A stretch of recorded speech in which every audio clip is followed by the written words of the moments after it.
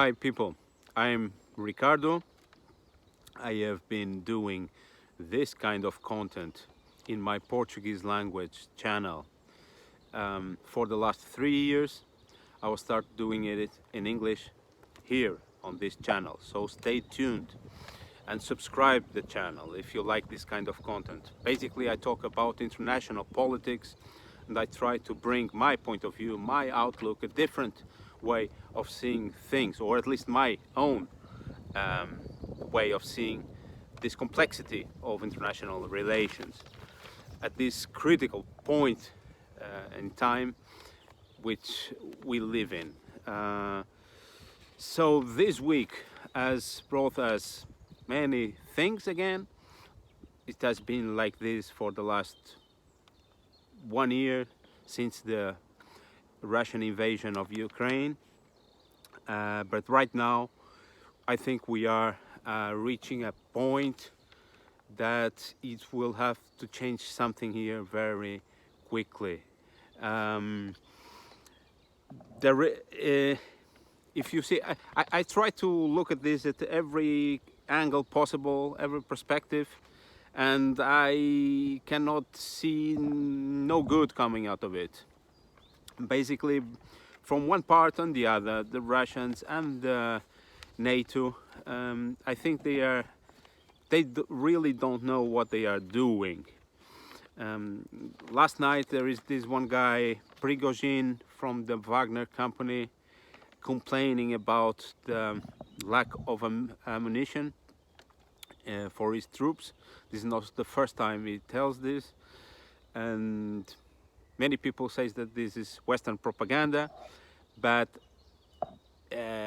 if the translations are correct, basically is telling that the Ministry of Defense in Russia, they are a bunch of corrupts, and they are fat old men seated on a chair and sending orders to the front, and he and these lads are giving their lives for this war without ammunition, with 30% of ammunition. This was this video is not the first. Actually, he did 2 videos, one last night, one today, which is very aggressive towards the chief of state, military chief of state, Gerasimov, and to the ministry, I think, to Shoigu, and their families, actually, saying their sons are not on this war. They are making YouTube videos while their troops are dying. And then he showed also the corpses of his comrades, and he threatened to leave Bakhmut, this important strategic city. They are fighting already for 10 months, I think, on the May 10th, next week. And if this really happens, it is a turning point, and this will be at the same time that the counteroffensive of the Ukrainians. I don't know if there's anything related with the travel of Lavrov to America. Previous to going to the United Nations, he was in Brazil, and then in Venezuela, Cuba, Nicaragua, and then New York.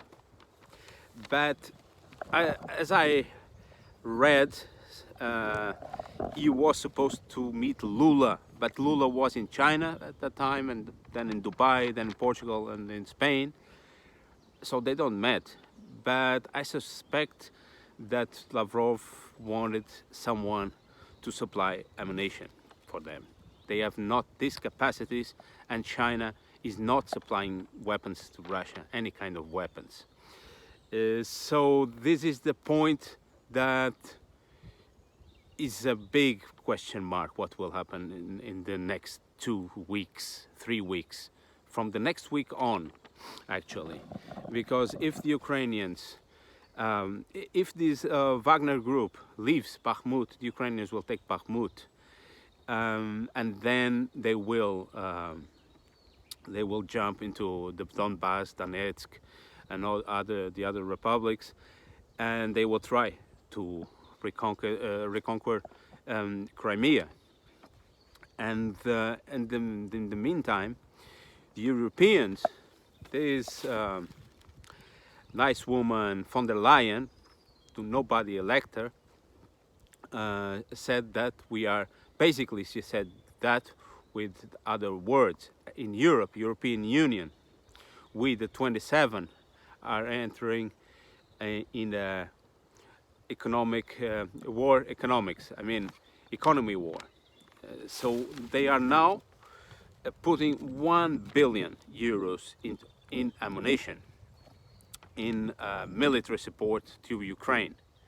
Being Ukraine not part of NATO, not part of the European Union, but they are very, very much into it. The European Commission, especially the European Commission, and the governments, the national governments as well, the Italian, the French, the German, the Spanish. So they are doubling down the bets on this war of Zelensky. Zelensky was in Finland yesterday, and he left before yesterday, I think, and yesterday he was in Holland, in the Netherlands, to talk in the international court against Putin. What the difference will do? The international court said that there's a mandate to Vladimir Putin, the president of Russia. So what's the difference? It is a show-off, absolutely show-off. The thing is that he has traveled to Finland and to the Netherlands, and right now he said that he doesn't have plans. He doesn't know when he will come back to Ukraine.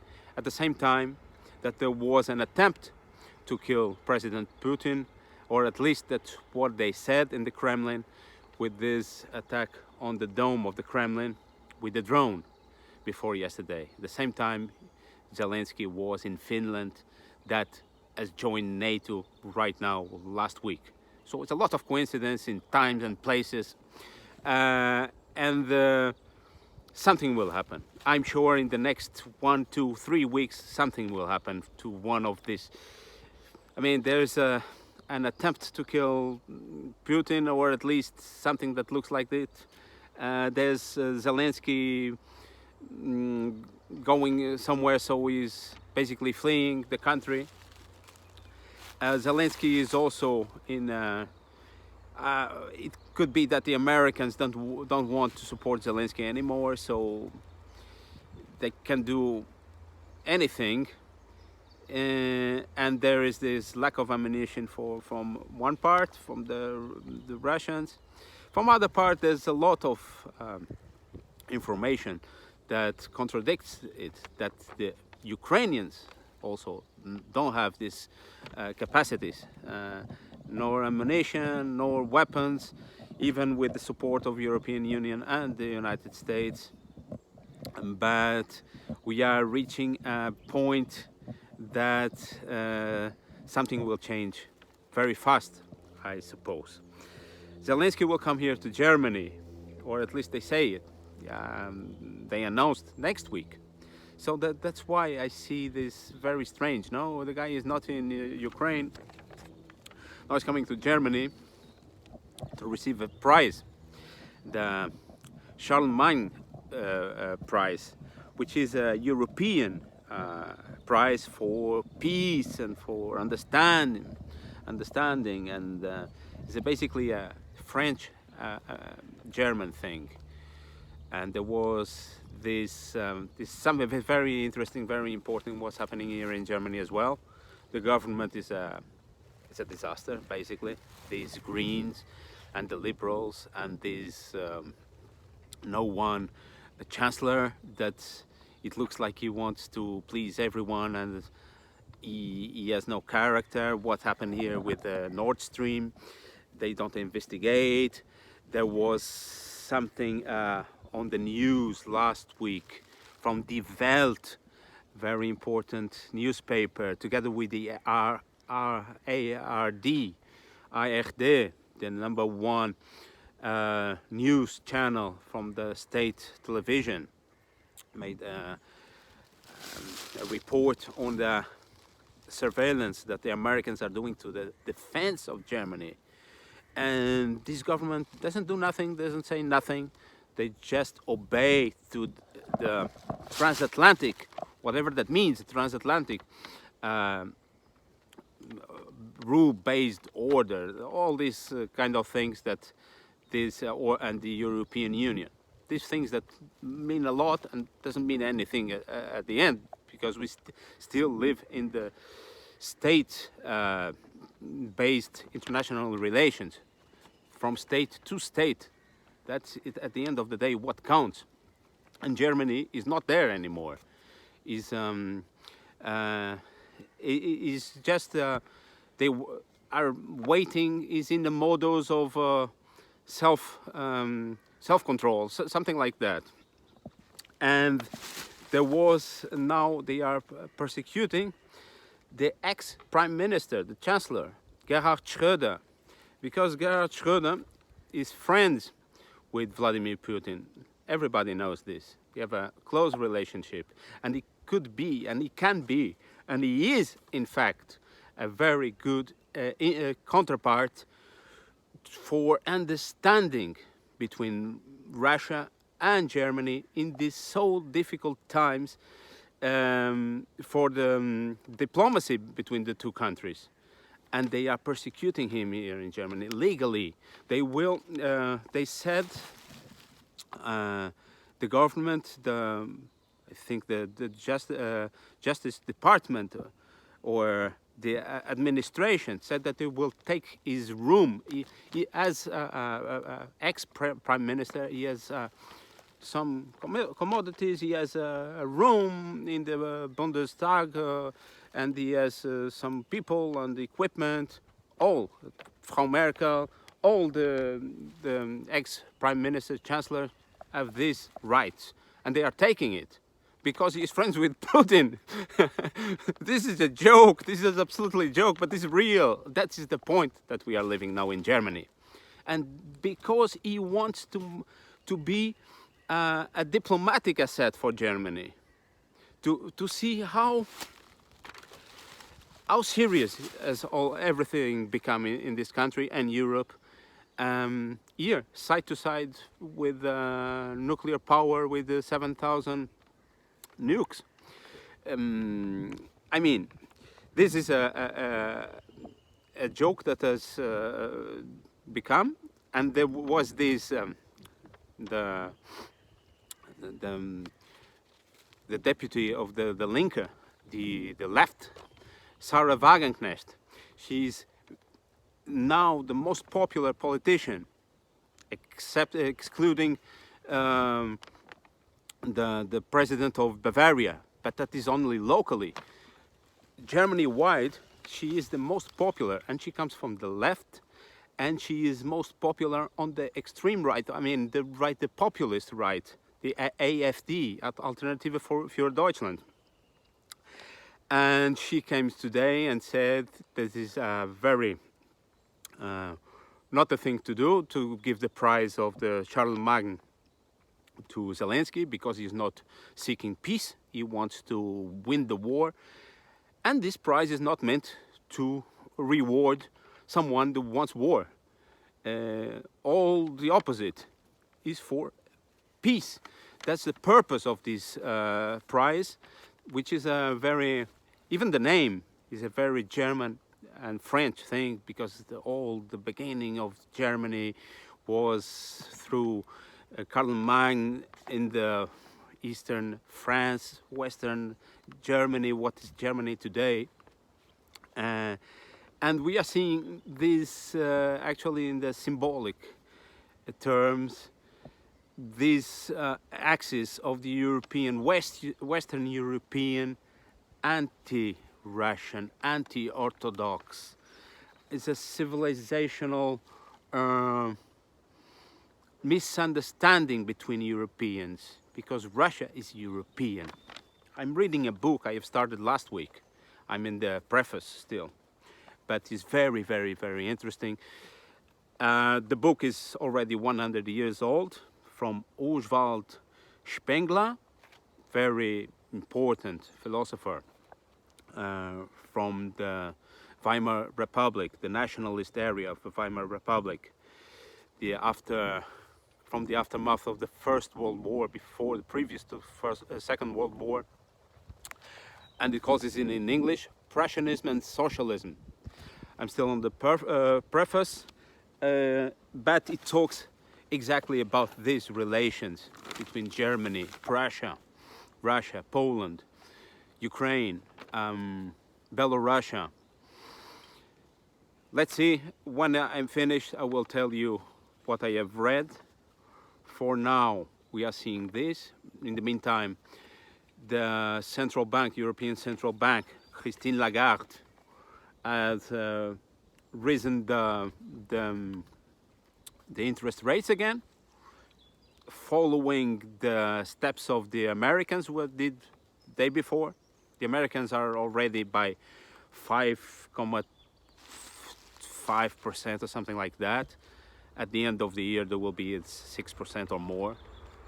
Here in Europe, not so much, but they have risen 0.25 points. And she said that will happen again, maybe in summer. This is a disaster for the people who are paying credits and things like that. But it shows how the Europeans are following the steps of the Americans in this process of the euro being an asset of the dollar. And at the same time, Europe has a problem with its industry, especially here in Germany. And the Americans are trying to recover their industry through illegal laws, like this law from the last year from Biden, IRA, anti-inflationary law, is against the WTO agreements. But the WTO is not working since the COVID times. And at the end, the Americans have the key on their hands, because they are the ones who established the times for the appeals and the courts and the antitrust problems between the parts. So they have taken this opportunity to make this illegal law and take from Europe the industry, giving them so they give them some facilities for doing their work, their industries, to translate them, not to translate, to just to be there in the United States and produce in the United States. That's the thing, that how this Biden is doing is actually what Biden wanted to do, protectionism, but in expenses of the Europeans, which is very, very, very treasonous, and that's very tricky from him. And the Europeans are doing it, and they are not doing nothing against it. It's incredible what the point Europe has reached on their submission to the world powers, in this case the American interests. This is geoeconomy, and this is strategy. This is a very long time designed and by strategists, and they are at least at this point that they are doing it well, and Europe fatally bad. So for today, I had these 3 or 4 things. Many of these things that we will have to talk later, for sure. So if you like this kind of content, give me ideas, make some comment, smash the like button, and please subscribe. This is my very first video. I hope this is the first from many, and and we will keep trying to improve. I don't know when I will come back. I'll try to do this as soon as I can. I mean, so often as I can, like one time a week or even more. But so the best things you can do is to subscribe, and subscribe the alerts also with the bell, and then you will be tuned in. So see you next time.